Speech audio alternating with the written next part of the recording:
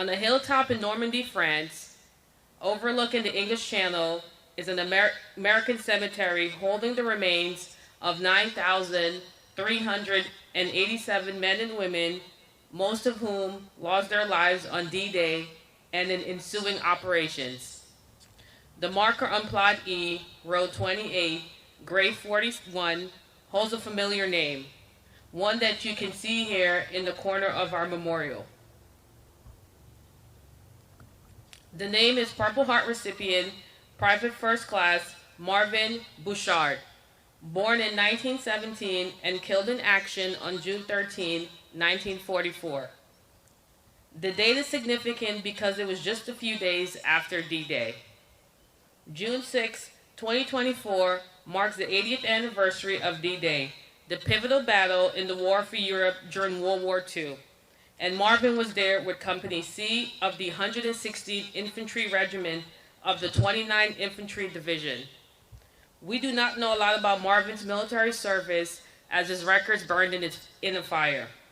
We do know Company C went ashore with 65 men and finished the day with 30 men, one of which was Marvin. His unit was cited for its extraordinary heroism and outstanding performance of duty in its initial assault on Normandy. After being soaked and tossed around in open landing craft in the sea, they reached the beach only to be met by fire from rifles, machine guns, mortars, and more.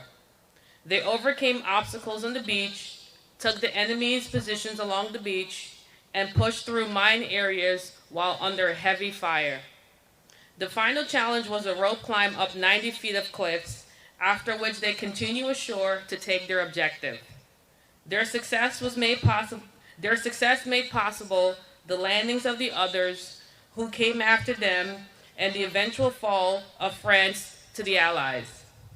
Marvin and the other members of the 116th, including boys from Bedford, worked their way along the French coast, fighting for and liberating towns along the way to Saint-Lô, a crucial town for the enemy. This is where Private Marvin Boutchyard was killed in action sometime on June 13th. He was 27 years old. Marvin left behind a widowed mother, a sister, and a brother who was fighting in the Pacific. A year later, Marvin's brother, Corporal Mercer Boutchyard, died from wounds he received while fighting in the Battle of Okinawa, another pivotal World War II battle known as one of the bloodiest and fiercest war in the Pacific. He is buried in the National Memorial Cemetery of the Pacific.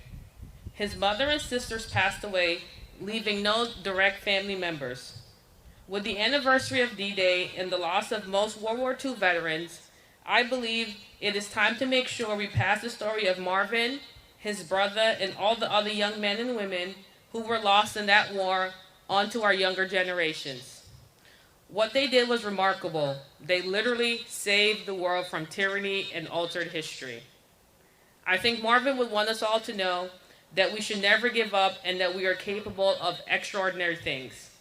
It is our sacred duty to remember the sacrifice of men and women like Marvin and Mercer. We cannot afford to ever forget. Let us take a moment and pause to remember all those who have fallen.